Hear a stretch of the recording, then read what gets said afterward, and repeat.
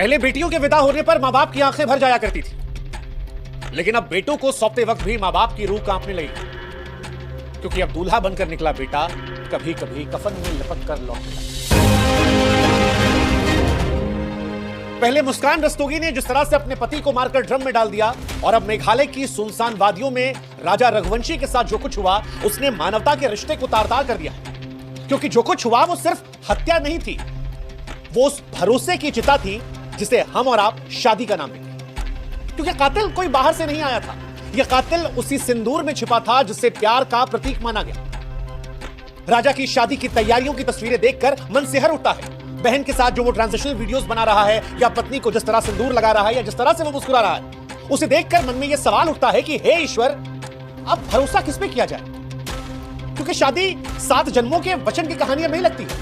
ऐसा लगता है कि मौजूदा दौर में शादी एक जुआ है, जहां दांव पर कभी भरोसा कभी जिंदगी होती है। अगर आपकी किस्मत अच्छी है तो उस शादी में आपको प्यार मिल जाएगा, और अगर राजा जैसी किस्मत है तो आप अखबार की सुर्खियों में आ जाएंगे, जहां पर छपा होगा पति की हत्या पत्नी गिरफ्तार। शादी 7 फेरों के बंधन से कहीं ज्यादा 7 बार सोचने का फैसला बन गई है।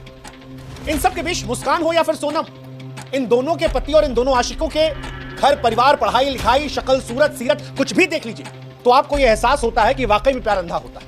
क्योंकि अंधा ना होता तो इस तरह के लड़कों के लिए अपने पतियों को मारा ना जाए।